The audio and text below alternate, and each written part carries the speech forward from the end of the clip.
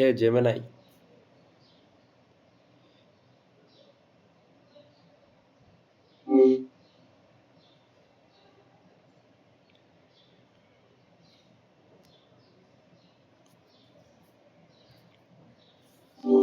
হে Gemini, তুমি কি আমাকে বলতে পারবা ইউএস চায়নার ওপর কোন কোন ধরনের প্রোডাক্টগুলোর ওপর ট্যারিফ আরোপ করছে?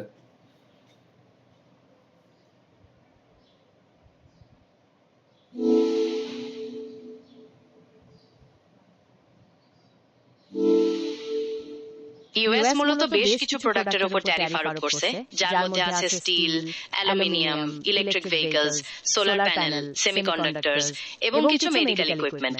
ওরা আসলে চাচ্ছে ওদের দেশে তৈরি প্রোডাক্টের ডিমান্ড বাড়াতে এবং চায়নার সাথে ট্রেড ব্যালেন্স ঠিক করতে। তুমি কি এর মধ্যে কোনো নির্দিষ্ট প্রোডাক্ট সম্পর্কে জানতে চাও? আমি আসলে অ্যামাজনের এফবিএ বিজনেস করি ইউএস এর মধ্যে। আমার মূলত আমি কাজ করি হচ্ছে হোম অ্যান্ড কিচেন ক্যাটাগরি আইটেমসগুলো নিয়ে। এগুলোর মধ্যে আমার ট্যারিফটা কেমন হতে পারে?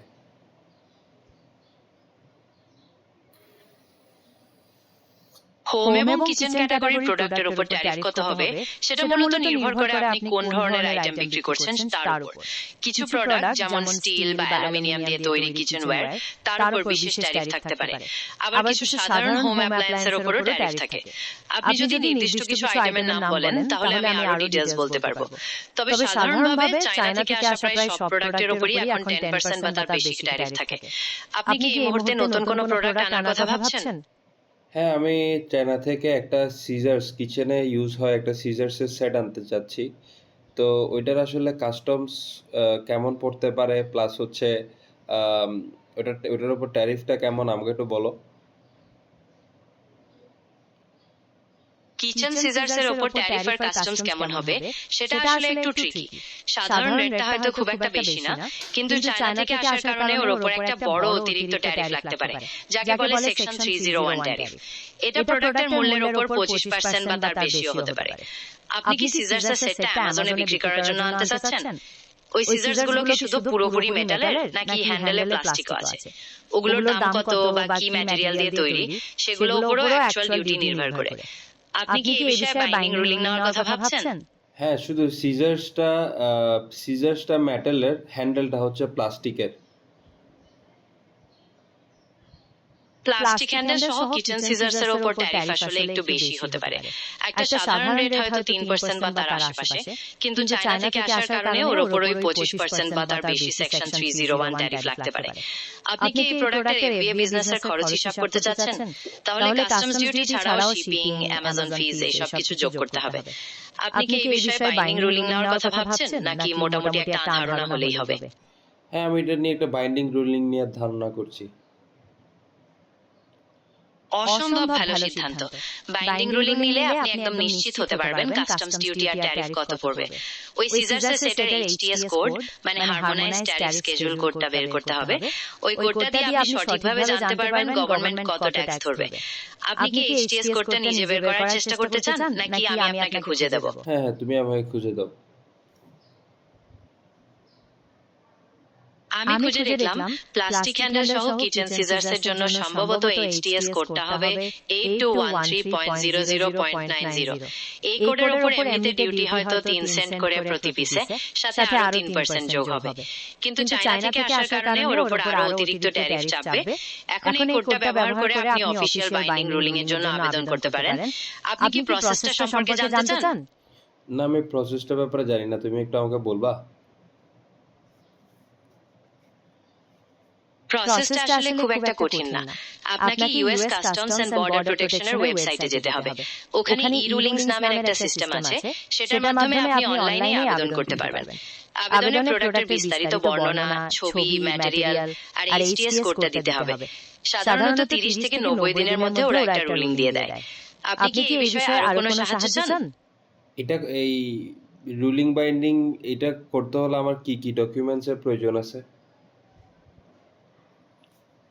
বাইন্ডিং রুলিং এর জন্য মূলত আপনার প্রোডাক্টের একদম ক্লিয়ার ডেসক্রিপশন লাগবে। মানে এটা কিসের তৈরি, কি কাজে লাগে, এটার কম্পোনেন্ট গুলো কি কি, সাথে যদি ছবি, স্যাম্পল বা টেকনিক্যাল স্পেসিফিকেশন থাকে তাহলে আরো ভালো। আর ওই এইচটিএস কোডটা যেটা আমরা খুঁজেছিলাম সেটাও দিতে হবে আপনার আবেদনের সমর্থনে। এইগুলো গুছিয়ে নিতে আমি কি আপনাকে আরো সাহায্য করব? হ্যাঁ, অবশ্যই। ঠিক আছে, তাহলে আমরা প্রোডাক্টের ডেসক্রিপশনটা একটু গুছিয়ে ফেলি।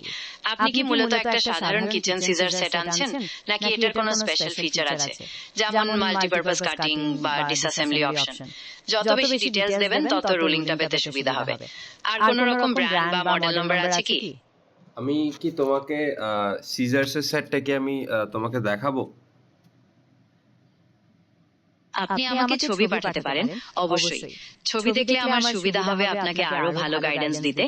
আপনি কি এখন ছবি তুলতে পারবেন? আমি তোমাকে ক্যামেরা অন করে দেখাচ্ছি। তুমি দেখো, এই সিজার্সের সেটটা আমি চায়না থেকে আসলে ইউএস আনতে চাচ্ছি, অ্যামাজনে সেল করব। এটা হচ্ছে সিজার্সের সেট, আর এটা হচ্ছে তার ডেফিনেশন। আমি তোমাকে ডেফিনেশনটা দেখাই। এটা হচ্ছে তার ডেফিনেশন। আমি দেখতে পাচ্ছি আপনি সুন্দর একটা সিজার স্ট্যান্ড দেখাচ্ছেন। সেটে আছে দুইটা বড় কিচেন শেয়ারস, একটা নাইফ এন্ড শেয়ার শার্পনার, আর একটা ছোট ইউটিলিটি শেয়ার। আর ডেসক্রিপশনে লেখা আছে এগুলো স্টেইনলেস স্টিলের তৈরি, নন স্লিপ হ্যান্ডেল আর ডিশওয়াশার সেফ। বাইন্ডিং রোলিং এর জন্য এই তথ্যগুলো খুবই দরকারি। আপনি কি এই পুরো সেটটা ইম্পোর্ট করবেন, নাকি আলাদাভাবে শুধু সিজারগুলো? সেটা অনুযায়ী আমাদের এইচটিএস কোডটা নির্দিষ্ট করতে হবে। আমি পুরো সেটটা ইম্পোর্ট করব। পুরো সেটটা ইম্পোর্ট করলে বাইন্ডিং রোলিং এর জন্য আমাদের প্রত্যেকটা আইটেমই ডেসক্রিপশনে ভালোভাবে তুলে ধরতে হবে।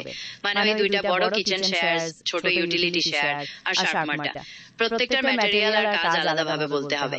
আর এইচটিএস কোডের ব্যাপারে, পুরো সেটটার জন্য হয়তো একটা মেইন কোড থাকবে, কিন্তু শার্পনারের জন্য আলাদা কোডও লাগতে পারে। আপনি কি এই বিষয়ে আরো কিছু জানতে চান, নাকি সরাসরি আবেদনের প্রস্তুতি নেব?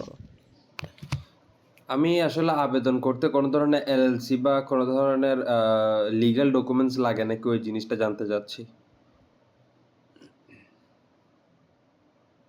না, বাইন্ডিং রোলিং এর আবেদনের জন্য কোনো স্পেশাল লিগ্যাল ডকুমেন্টস যেমন এলএলসি ওগুলো লাগে না। আপনি ব্যক্তিগতভাবেও আবেদন করতে পারবেন। তবে আবেদনে আপনার নাম, ঠিকানা আর প্রোডাক্টের বিস্তারিত তথ্যগুলো ঠিকমতো দেওয়া খুব জরুরি। আপনি কি এই মুহূর্তে আবেদনের জন্য প্রস্তুত, নাকি আরো কিছু তথ্য জানতে চান? আচ্ছা, আরেকটা বিষয়, আমি কিন্তু ইউএস থাকি না, আমি থাকি বাংলাদেশে। বাংলাদেশে বসে আমি অ্যামাজন এফবিএ বিজনেস করতেছি ইউএস এর মধ্যে। তাহলে কি আমি অ্যাপ্লিকেশনটা করতে পারবো? হ্যাঁ, অবশ্যই পারবেন। বাইন্ডিং রুলিং এর আবেদনের জন্য আপনার ইউএসএ তে থাকাটা জরুরি না। আপনি বাংলাদেশে বসে অনলাইনে আবেদন করতে পারবেন। শুধু আবেদনে আপনার নাম, বাংলাদেশি ঠিকানা আর প্রোডাক্টের ডিটেইলস ঠিকমতো দেবেন। তাহলে আপনি প্রস্তুত হলে আমরা প্রসেসটা শুরু করতে পারি। কি বলেন? হ্যাঁ, প্রসেসটা শুরু করো। ঠিক আছে, তাহলে আমরা আবেদনের জন্য প্রোডাক্টের ডেসক্রিপশনটা লিখে ফেলি। আপনি কি চান আমি একটা ড্রাফট করে দেই, নাকি আপনি নিজেই লিখবেন? হ্যাঁ, তুমি আমাকে পুরোপুরি ড্রাফট করে দাও।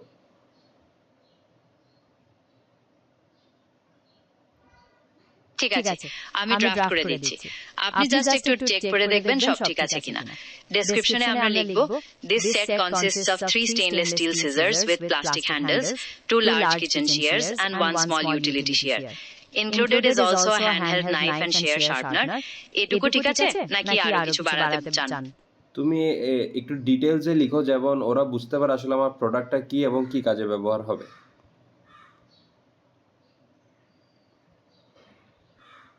ঠিক আছে, তাহলে আরো ডিটেইলে লিখি। আমরা লিখতে পারি, this set contains 3 kitchen scissors and a sharpener. The 2 large kitchen shears are for heavy duty cutting tasks like breaking down poultry, cutting bones or opening tough packages.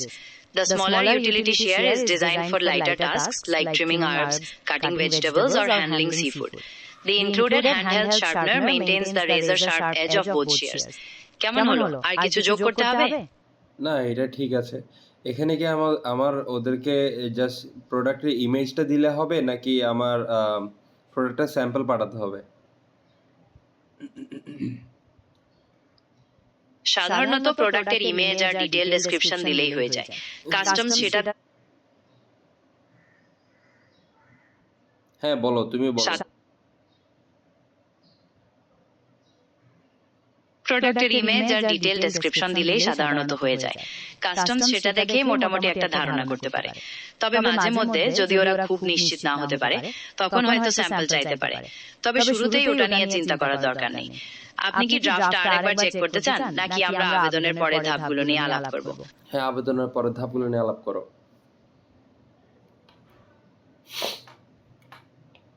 ঠিক আছে, ড্রাফট যেহেতু মোটামুটি রেডি, এরপরের ধাপ হলো আবেদনটা কাস্টমসের ওয়েবসাইটে জমা দেওয়া। আপনাকে ই রুলিং সিস্টেমে লগ ইন করতে হবে, প্রয়োজনীয় তথ্যগুলো ফিল আপ করতে হবে, আর আমরা যে ডেসক্রিপশনটা বানালাম সেটা আপলোড করতে হবে। সাথে ছবিগুলোও দিতে ভুলবেন না। আবেদন জমা দেওয়ার পর ওরা একটা ট্র্যাকিং নম্বর দেবে, যেটা দিয়ে আপনি স্ট্যাটাস দেখতে পারবেন। পুরো প্রসেসটা কি ক্লিয়ার, নাকি আরো কিছু জানতে চান?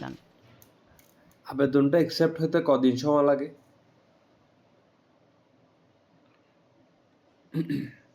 সাধারণত বাইন্ডিং রুলিং এর আবেদন অ্যাকসেপ্ট হতে 30 থেকে 90 দিন সময় লাগে। তবে এটা নির্ভর করে আপনার আবেদনের জটিলতার উপর। যদি ওদের কোনো প্রশ্ন থাকে বা আরো তথ্যের প্রয়োজন হয় তাহলে একটু দেরি হতে পারে। আপনি কি আবেদন জমা দেওয়ার ব্যাপারে এখনই প্রস্তুত, নাকি আরো কিছু সময় নিয়ে গুছিয়ে নিতে চান? আমি আরো কিছু সময় নিয়ে তারপরে অ্যাপ্লিকেশনটা করব। ধন্যবাদ তোমাকে। ঠিক আছে, কোনো ব্যাপার না। যখন প্রস্তুত হবেন তখন আমাকে জানাবেন। আর যদি কোনো প্রশ্ন থাকে তাহলে নিঃসংকোচে জিজ্ঞাসা করবেন। আপনার বিজনেসের জন্য শুভকামনা। আচ্ছা, তোমাকে আমি আরেকটা প্রসঙ্গ বলি। আমি আসলে এআই দিয়ে এমন একটা এআই এজেন্ট বানাতে চাচ্ছি যেটা আমার প্রোডাক্ট হান্টিং করবে অ্যামাজন এফবিআই বিজনেসের জন্য।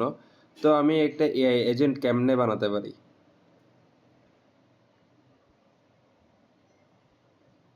দারুণ আইডিয়া। অ্যামাজন এফবিআই এর জন্য প্রোডাক্ট হান্টিং এজেন্ট বানানোটা বেশ লাভজনক হতে পারে। এটা করার জন্য প্রথমে আপনাকে এজেন্টের কাজগুলো নির্দিষ্ট করতে হবে, যেমন কোন ক্যাটাগরিতে আপনি প্রোডাক্ট খুঁজবেন, মিনিমাম রেটিং কত হতে হবে, বা প্রফিট মার্জিন কেমন চান। এরপর এজেন্টের জন্য ডেটা কালেকশনের ব্যবস্থা করতে হবে, মানে অ্যামাজন এপিআই ব্যবহার করে প্রোডাক্টের দাম, রিভিউ, সেলস ডেটা এগুলো কালেক্ট করার ব্যবস্থা। তারপর এজেন্টকে শেখাতে হবে কিভাবে এই ডেটাগুলো অ্যানালাইজ করে ভালো প্রোডাক্ট খুঁজে পাওয়া যায়, এবং শেষে সেগুলোকে সুন্দর করে রিপোর্ট আকারে আপনার কাছে পাঠাতে হবে। আপনি কি এই প্রসেসের কোনো নির্দিষ্ট ধাপে আটকে আছেন, নাকি ওপর ধারণা পেতে চান? আমি আসলে এই প্রসঙ্গ নিয়ে বুঝি না। আমি তোমার সাথে এটা নিয়ে পরামর্শ করতেছি আমি জিনিসটা কিভাবে করতে পারি।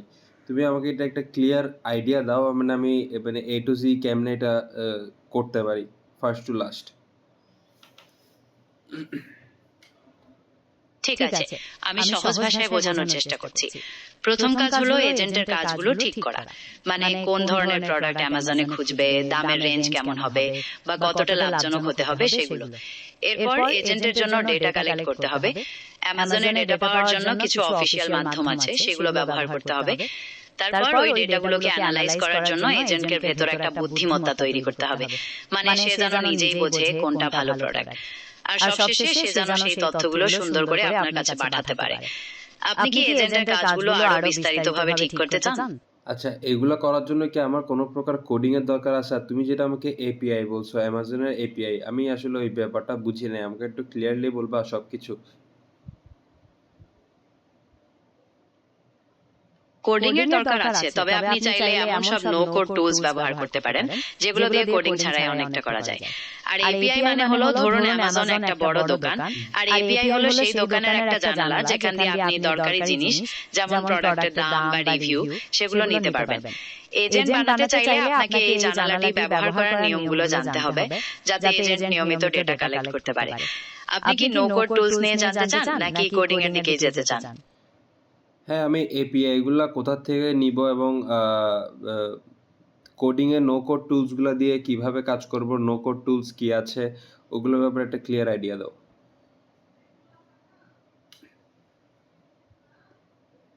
অ্যামাজনের এপিআই পেতে হলে আপনাকে প্রথমে অ্যামাজন ডেভেলপার পোর্টালে অ্যাকাউন্ট খুলতে হবে। এরপর প্রয়োজনীয় পারমিশন নিয়ে স্পেসিফিক এপিআই, যেমন প্রোডাক্ট অ্যাডভার্টাইজিং এপিআই, সেটা অ্যাক্সেস করার ব্যবস্থা করতে হবে। আর নো কোড টুলস এর ব্যাপারে, ধরুন বাবল বা জাপিয়ার এর মতো প্ল্যাটফর্ম আছে। জাপিয়ার ব্যবহার করে আপনি অ্যামাজন থেকে ডেটা নিয়ে সেটাকে কোডিং ছাড়াই অন্য কোনো টুল, যেমন নতুন কোনো এআই মডেল, সেটার সাথে জুড়ে দিতে পারেন। বাবল দিয়ে আপনি হয়তো পুরো এজেন্টের ওয়েবসাইটটাই বানাতে পারবেন, যেখানে অ্যামাজনের ডেটা অটোমেটিক্যালি আসবে আর হান্টিং এর ফলাফল দেখাবে। আপনি কি বাবল নো কোড টুলটা নিয়ে আরো জানতে চান? আচ্ছা, এই এআই এজেন্টটা বানাতে হলে আমার থেকে আসলে কেমন খরচ পড়বে এবং কি জিনিসপত্রগুলো আমার কিনা লাগবে? কোনো সাবস্ক্রিপশন কিনা লাগবে নাকি সবকিছু একটু আমাকে খরচের বিষয়টা বলো? খরচের বিষয়টা একটু পরিষ্কার করা দরকার। নো কোড টুলস ব্যবহারের ক্ষেত্রে বাবল বা জাপিয়ারের মতো প্ল্যাটফর্মগুলোর সাধারণত মাসিক সাবস্ক্রিপশন থাকে। ফিচার অনুযায়ী সেগুলোর দাম হয়তো মাসে $20 থেকে $100 বা তার বেশিও হতে পারে। আবার অ্যামাজন এপিআই ব্যবহারের ক্ষেত্রে প্রোডাক্ট অ্যাডভার্টাইজিং এপিআইটা সাধারণত ফ্রি, কিন্তু ডেটা নেওয়ার ফ্রিকোয়েন্সি বাড়াতে চাইলে কিছু খরচ হতে পারে। এছাড়া এআই মডেলের সাবস্ক্রিপশন যদি ব্যবহার করেন, যেমন ওপেনএআই এপিআই, সেটারও আলাদা খরচ লাগবে। আপনি কি কোনো নির্দিষ্ট প্ল্যাটফর্ম বা এআই মডেল ব্যবহারের কথা ভাবছেন, নাকি সবকিছুর সম্ভাব্য খরচ জানতে চান? আচ্ছা, এই অ্যামাজন যে যেটা প্রোডাক্ট হান্টিং আমি এজেন্টটা বানাতে চাচ্ছি, এটা কি তুমি আমাকে বানায় দিতে পারবা? বা কোডিং করে দিতে পারবা? আমি আসলে সরাসরি কোডিং করে দিতে পারবো না, তবে আপনাকে এমন সব নো কোড টুলস বা প্ল্যাটফর্মের ব্যাপারে পরামর্শ দিতে পারি যেগুলো ব্যবহার করে আপনি নিজেই এজেন্টটা বানাতে পারবেন। আমি আপনাকে ডেটা কালেকশন, অ্যানালাইসিস বা রিপোর্টিং এর প্রসেসগুলো ধাপে ধাপে বুঝিয়ে দিতে পারি। আপনি কি এই নো কোড টুলসগুলো নিয়ে আরো কিছু জানতে চান? আমি এমন একটা এআই এজেন্ট বানাতে চাচ্ছি যেটা আমার জন্য, আমার এফবিএ বিজনেসের জন্য অ্যামাজন থেকে প্রোডাক্ট হান্টিং করবে। তুমি আমাকে ওই অ্যামাজন এফবিএ যে এআইটা আমার প্রোডাক্ট হান্টিং করবে ওটার একটা কোডিং করে দাও। এআইটার আমাকে একটা কোডিং করে দাও। আমি আসলে সরাসরি কোডিংটা করে দিতে পারছি না, দুঃখিত। তবে আমি আপনাকে ধাপে ধাপে পুরোপুরি প্রসেসটা বুঝিয়ে দিতে পারি। আর আপনি নো কোড টুলস ব্যবহার করে নিজেই এজেন্টটা বানিয়ে নিতে পারবেন। আপনি কি ডেটা কালেকশন